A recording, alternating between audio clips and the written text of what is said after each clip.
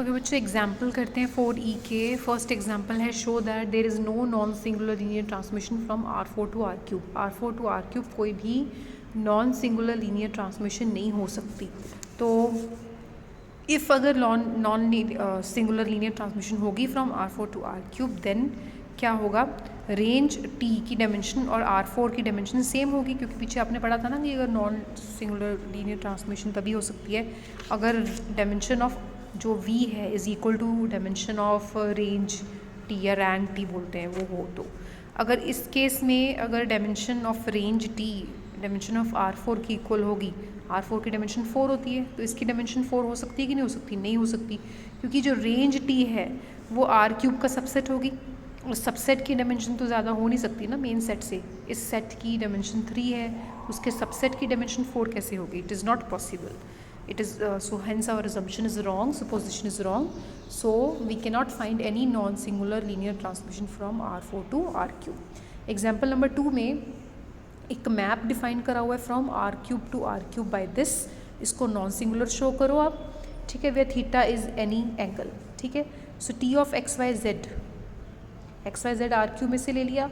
अब आपने इसको नॉन सिंगुलर शो करना है। नॉन सिंगुलर शो करने के लिए हम शो करेंगे कि अगर इस एलिमेंट की इमेज 0 है तो ये एलिमेंट भी 0 है, मतलब एक्स वाई जेड को 0 0 0 शो करेंगे। T of x Y z put कर दिया, यहाँ से कंपेयर कर लो, पहला भी 0, दूसरा भी 0, तीसरा भी 0, ठीक है। Z तो 0 आ ही गया, इन दोनों को सॉल्व कर लो, x और y भी 0 आ जाएंगे, हैंस एक्स वाई जेड तीनों 0 हो गए। So X Y Z is 0 0 0, T is non singular. Third example में शो करना है आपको कि linear transmission from R³ to R³ defined by T of E1, T of E2, T of E3, where E1 E2 E3 is standard basis of R³ is neither 1 1 nor on 2। ये 1 1 भी नहीं है और on 2 भी नहीं है। उसके लिए E1 क्या होता है 1 0 0, E2 क्या होता है 0 1 0, E3 क्या होता है 0 0 1। T of E1 is E1 minus E2, ठीक है। तो ये बन जाएगा T of 1 0 0 is equal to, value put कर दो ना E1 E2 E3 की, तो तीनों की इमेज निकल आएंगी। अब आपको लीनियर ट्रांसमिशन पहले निकालनी है, फिर शो करना है कि वो 1 1 ऑन 2 नहीं है। तो लीनियर ट्रांसमिशन निकालने के लिए हमने लेफ्ट साइड में से एक्स वाई जेड ले लिया, एक्स वाई जेड को उसके बेसिस में एक्सप्रेस कर दिया, दोनों तरफ टी ले लिया। जब इस तरफ टी लेंगे तो एक्स बाहर आ जाएगा, आपके पास बच जाएगा T of 1 0 0 plus y T of 0 1 0 plus z T of 0 0 1। T of 1 0 0 value put कर दो, यहाँ पर एक्स आएगा, plus y T of 0 1 0 z T of 0 0 1, value put करके सॉल्व कर लो, आपके पास लीनियर ट्रांसमिशन आ गई। अब आपने शो करना है 1 1 भी नहीं है, ऑन 2 भी नहीं है। 1 1 शो करने के लिए आप इसको सिंगुलर शो कर दो, क्योंकि 1 1 का मतलब है नॉन सिंगुलर, तो इसको सिंगुलर शो कर देंगे, मतलब कि एक ऐसा एलिमेंट है जिसकी इमेज 0 है बट वो खुद 0 नहीं है। तो let T of x Y Z is 0 0 0, T of x Y z निकाल दिया, तीनों को कंपेयर कर लो, फर्स्ट सेकंड थर्ड, ठीक है। यहाँ से x की वैल्यू माइनस जेड आ गई, और यहाँ से अगर x माइनस जेड पुट हो गया तो ये कैंसिल होके ये y आप निकाल लेना, y की वैल्यू आ जाएगी, देखो ना x की वैल्यू यहाँ माइनस जेड आ जाएगी फ्रॉम फर्स्ट। यहाँ पर जब माइनस जेड पुट करेंगे तो minus Z minus plus Z बन जाएगा, तो z प्लस जेड 2z बन जाएगा। सो आपके पास आ जाएगा 2y plus 2z is equal to 0, hence y is equal to minus z, और यहाँ से भी y is equal to minus z. तो तीनों को कंबाइन कर लें तो x और y is equal to minus z, बस ये होना चाहिए। बाकी कुछ भी वैल्यू हो, मतलब z को कुछ भी ले लो, अकॉर्डिंगली x और y निकल जाएंगे। तो here they are taking x z is equal to -1, you can take z is equal to any value. इन्होंने z को -1 लिया है, तो z अगर -1 है तो x और y क्या है 1 पुट कर लिया ना, तो x y z क्या बन गया 1 1 -1 which is not equals to 0, hence T of x y z is equal to 0 0 0, so x y z is not equals to 0 0 0, T is singular हो गया, तो it implies T is not 1। To show that T is not onto show करने के लिए आपको show करना है ऐसी, onto नहीं है, शो करने के लिए आपको शो करना है एक ऐसा एलिमेंट है जिसकी इमेज प्री इमेज एग्जिस्ट नहीं कर रही। तो राइट साइड से कोई एलिमेंट लेना है, राइट साइड पर भी R³ है, लेफ्ट साइड पर भी R³ है, तो मैंने एलिमेंट ले लिया 0 2 0। अब मैं शो करूँगी 0 2 0 की प्री इमेज एग्जिस्ट नहीं कर रही। सो 0 2 0 की प्री इमेज एग्जिस्ट तब करेगी when T of x Y Z is equal to 0 2 0 और एक्स वाई जेड की कोई ना कोई वैल्यू निकल जाए, और अगर वैल्यू नहीं निकल पाई तो hence image does not exist, pre image does not exist.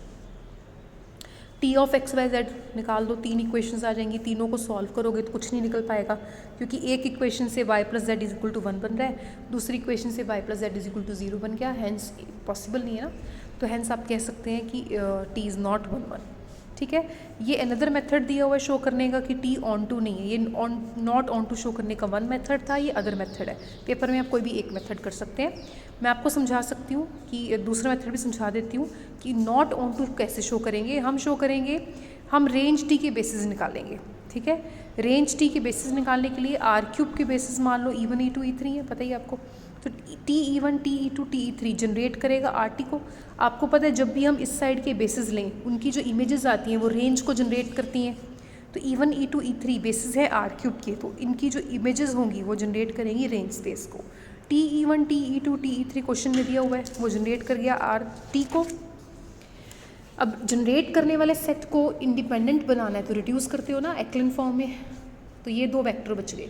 ये 2 वेक्टर हैं इंडिपेंडेंट वेक्टर्स। अब ये 2 वेक्टर्स जो हैं ये इंडिपेंडेंट भी हैं और ये जनरेट भी कर रहे हैं, मतलब ये बेसिस बन गए ना, ये बेसिस बन गए, मतलब आपकी रेंज स्पेस की डायमेंशन कितनी आ गई, 2 आ गई। ठीक है, इट मीन्स ऑन टू नहीं है। ऑन टू वो तब होता जब रेंज स्पेस की डायमेंशन और राइट साइड पर जो वेक्टर स्पेस पड़ी हुई है, आर क्यू पड़ी हुई है ना राइट साइड पर भी, इसकी डायमेंशन और रेंज स्पेस की डायमेंशन अगर सेम आती तो ऑन टू होता। यहाँ पर इसकी डायमेंशन तो 3 है लेकिन रेंज स्पेस की डायमेंशन 2 है, it means it is not onto. Fourth example में show that linear transmission from R cube to R cube defined by T of x Y Z is equal to X comma lambda Y comma Z where lambda is a fixed real non zero is bijective, that is an isomorphism. ठीक है ना, isomorphism में वैसे आपको show करना होता है linear transmission 1 1 and onto. Since आपको ये लीनियर ट्रांसमिशन डिफाइन करी हुई है, वैसे इन्होंने लिखा नहीं हुआ क्वेश्चन में कहीं पे भी कि ये लीनियर ट्रांसमिशन है, तो आई वुड सजेस्ट कि आप यहाँ पर पहले इसको लीनियर ट्रांसमिशन है ये शो कर दो, that is T of alpha u plus beta v is equal to alpha T u plus beta T v, वो शो कर देना। वेयर यू ले लेना x1 y1 z1 और v ले लेना x2 y2 z2। बहुत ही सिंपल स्टेप्स हैं, शो कर देना इसको लीनियर ट्रांसमिशन, फिर 1 1 शो कर देना, नॉट टू शो कर देना। ये वाला मैं नहीं करवा रही हूँ आपको, पढ़ लो, बहुत इजी है। 5th एग्जांपल पे मैं सीधा मूव कर रही हूँ। मैं प्रूव कर रही हूँ that subset of matrices in M2F में वैसे मैट्रिसेस जो होते हैं ना वो ABCD टाइप के होते हैं, वेयर ABCD चारों के चारों F में से लिए होते हैं। M2 मतलब मैट्रिसेस ऑफ द ऑर्डर 2। ठीक है, उसके पर्टिकुलर मैट्रिसेस आपने लेने हैं इस तरह के A0 0 0, मतलब सारी entry 0, only first entry is non zero. For all A belong to F is a vector subspace over F। आपने इसको वेक्टर स्पेस शो करना है ओवर F जो कि आइसोमॉर्फिक होगी F के, मतलब V is isomorphic to F show करना है आपने। ठीक है, तो सबसे पहले वेक्टर स्पेस शो कर दो इसको M2F की, मतलब सबस्पेस शो कर दो। सबस्पेस शो करने के लिए आपको शो करना पड़ेगा कि alpha A plus beta B belong to V।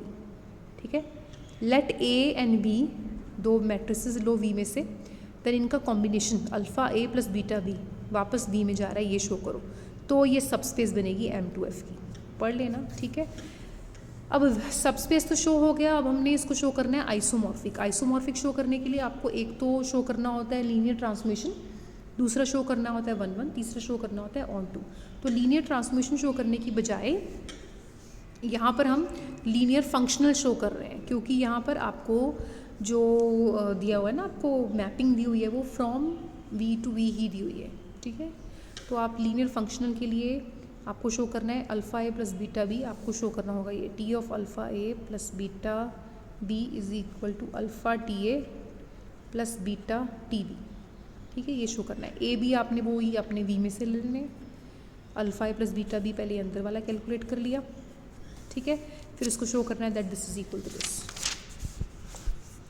Easy है, पढ़ लेना। ठीक है, इसके बाद इसको 1 1 शो कर देना और ऑन टू शो कर देना। ठीक है, मैपिंग कैसे डिफाइन करी हुई है, मैपिंग डिफाइन करी हुई है इन्होंने यहाँ पर, देखो कैसे डिफाइन करी है। A कोई भी मैट्रिक्स है उसकी इमेज होगी पहले वाला एलिमेंट, सिर्फ A। ठीक है ना, इसलिए alpha A plus beta B जब लिख दिया ना, तो इसकी इमेज क्या बनेगी, इसकी इमेज बनेगी AB प्लस बीटा C। इसकी इमेज बन गई ए बी प्लस बीटा सी, और बी क्या है टी ए, सी क्या है टी बी। ठीक है, ये it completes your 4E. Now in the next video, that is tomorrow, I'll be uploading 4F.